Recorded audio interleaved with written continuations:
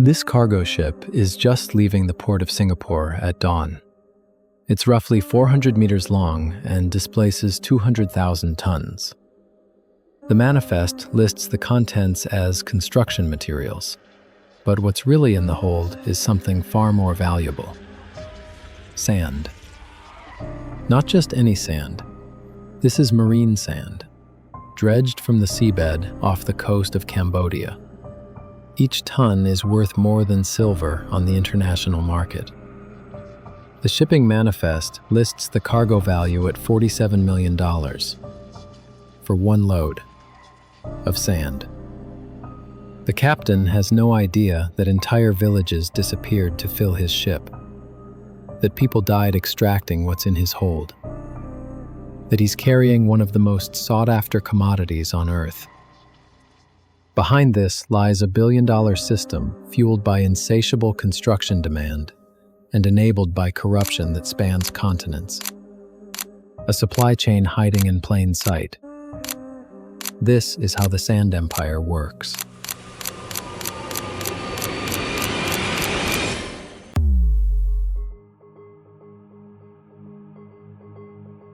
It's 6 a.m. in Dubai, 2024. A construction engineer named Ahmed Hassan walks across a massive building site. Towers of concrete and steel rise around him like a forest of giants. His job is simple: test the concrete mix before the morning pour begins. Ahmed takes a sample from the batch plant. Under his microscope, he examines individual sand grains. Angular, sharp-edged, perfect interlocking geometry. This is what $190 per ton looks like up close. He doesn't know this sand came from Cambodia, that entire villages were relocated to extract it, that people died protecting the extraction sites. To Ahmed, it's just another day testing concrete in the world's fastest growing city. But here's what Ahmed is really looking at under that microscope: the second most consumed resource on the planet after water. Every year, we extract 50 billion tons of sand and gravel. That's enough to build a wall 20 meters high and 20 meters wide around the entire equator. Every single year. Desert sand, all those golden dunes surrounding Dubai, is useless for construction. Wind has polished those grains into perfect spheres over millions of years. It's like trying to build with marbles. Ahmed's sand came from a river in Southeast Asia. Water erosion created those sharp edges that lock together when mixed with cement. This is construction sand. The most abundant substance on Earth has somehow become one of the scarcest. Ahmed logs his test results and approves the pour. He has no idea he just signed off on some of the world's most valuable contraband.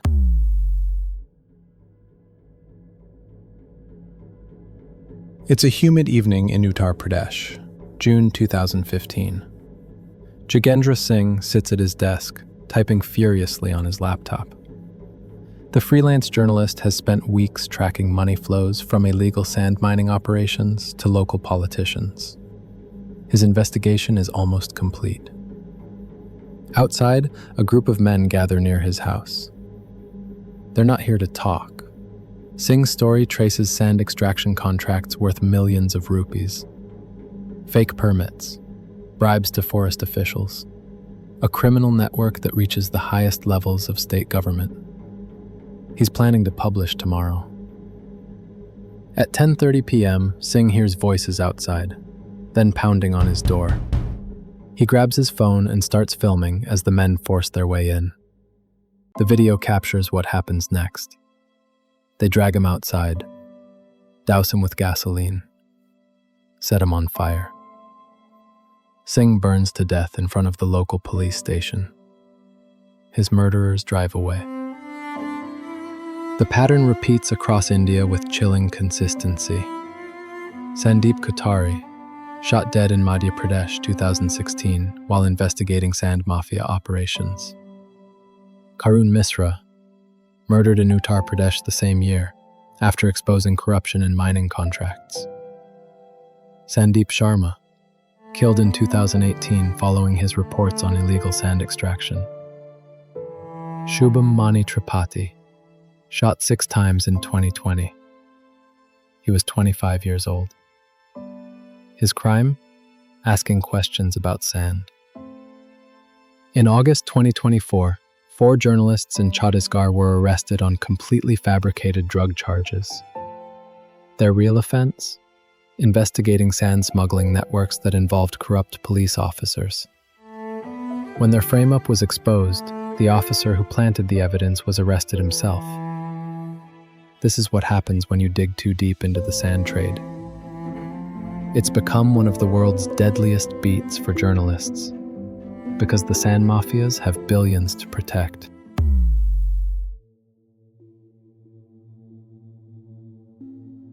Now, let's follow our cargo ship to its destination. Singapore.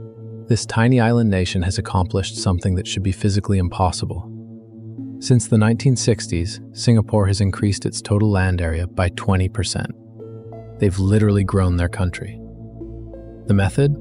Land reclamation. Massive land reclamation using imported sand.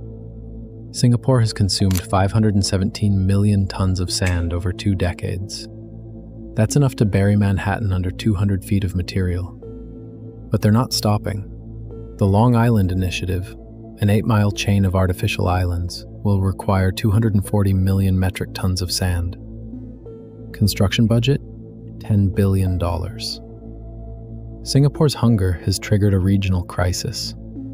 Malaysia banned sand exports in 1997. Indonesia imposed a complete ban in 2007 after 24 small islands vanished completely. Cambodia banned exports in 2017. Each ban forces Singapore to look further afield, driving up prices and destruction across an ever-widening area. But Singapore isn't the only driver of the sand crisis.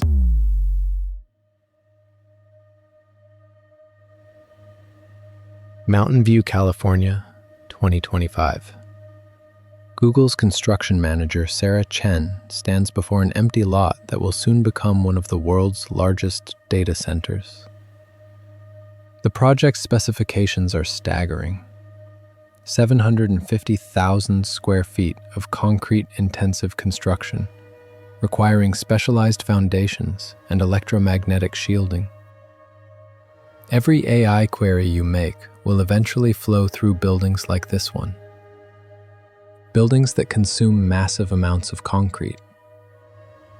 Concrete that's 16% sand by volume. The AI boom has triggered unprecedented infrastructure demand.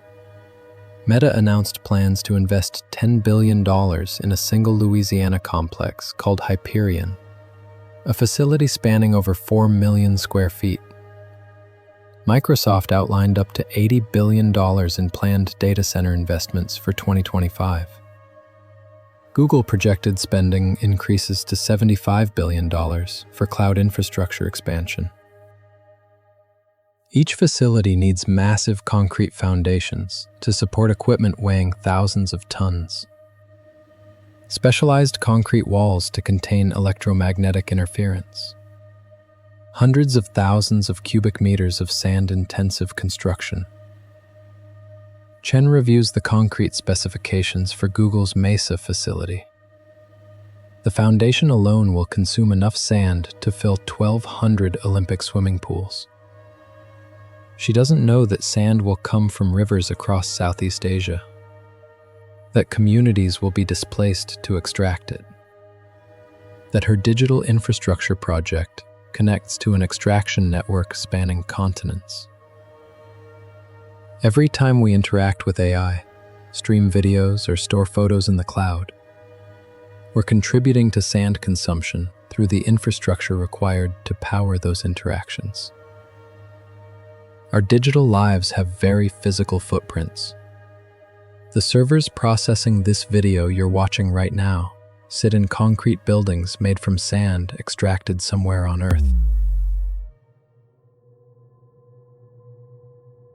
The environmental cost is beyond imagination. China's Poyang Lake was Asia's largest freshwater lake. It hosted 90% of the world's Siberian cranes. Now it's the world's largest sand mine, extracting 400 million tons annually. The entire ecosystem sacrificed for construction materials. The Yangtze finless porpoise, down to 1,249 individuals, faces extinction because sand mining destroys its habitat. We're witnessing the obliteration of ecosystems that took millions of years to develop. In Vietnam's Mekong Delta, extraction creates a 25 million cubic meter annual sediment deficit. Rivers literally disappearing. Over 5,380 households forced to relocate as riverbanks collapse. In May 2024, 2 schoolgirls in Cambodia drowned after falling into pits created by illegal dredging. Satellite imagery shows excavations 8 meters deep along the Vietnam border. This isn't environmental damage. This is ecological annihilation happening simultaneously across continents.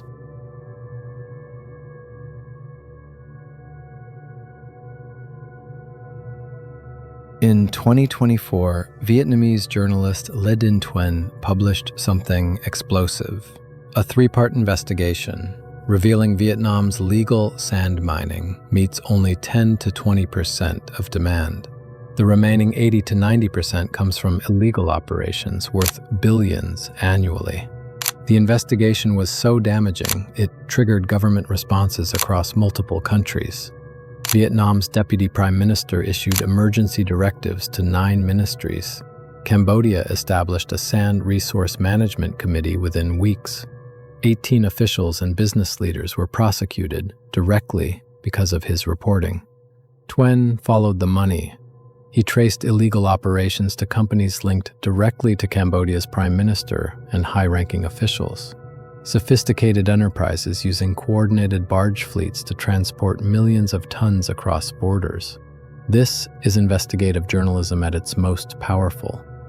One reporter exposed a billion-dollar criminal network operating with near impunity across international borders.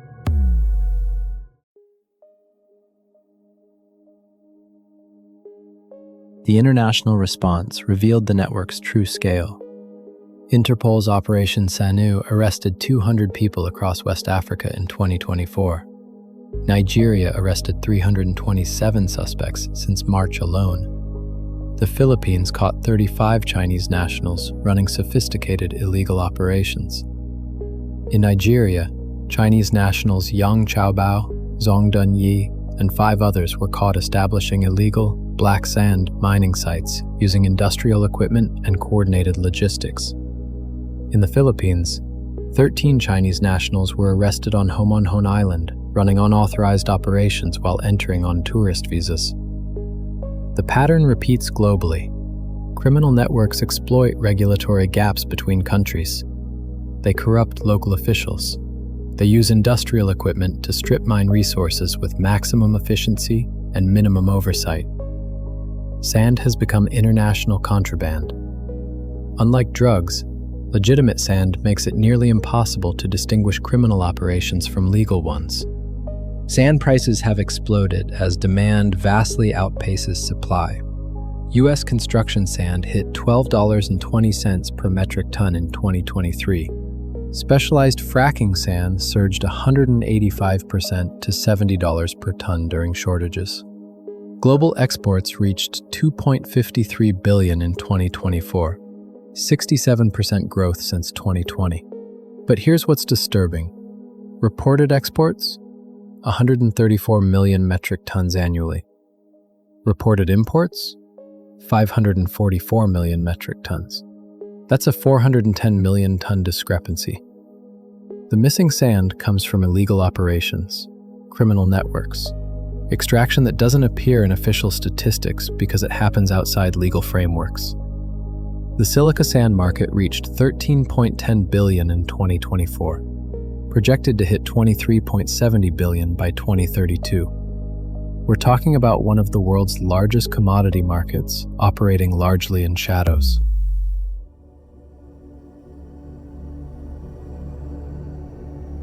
Some companies desperately search for alternatives. Climate Crete raised $3.3 million in 2024 to make desert sand usable for construction. Singapore researchers achieved 100% sand replacement with recycled glass in concrete applications. European recycled aggregates reached 8.2% of total demand, valued at $105.7 billion. But even aggressive recycling can't match exploding construction demand. Governments scramble for control. China enforced comprehensive mining bans throughout 2024. India's Rajasthan enacted reforms, expanding manufactured sand, while increasing illegal extraction penalties. But enforcement races against exponentially growing demand. AI infrastructure drives unprecedented data center construction. Climate change forces massive coastal protection projects. Asian and African urbanization creates construction booms dwarfing human history. We're heading for a collision between technological progress and planetary limits.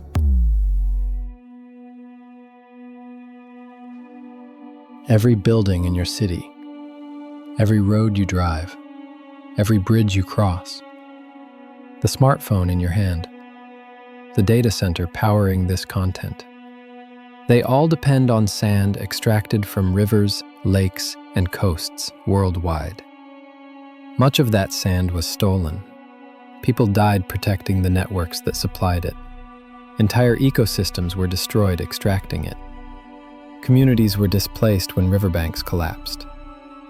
Singapore's Long Island project will consume more sand than many countries use annually. Similar projects are planned across vulnerable nations as sea levels rise. Tech companies commit hundreds of billions more to infrastructure expansion. Criminal networks adapt faster than law enforcement. The systematic targeting and murder of investigating journalists suggests increasing violence as profits soar and deposits disappear. The sand beneath our feet has become the hidden foundation of modern civilization. Every piece of evidence suggests we're running out.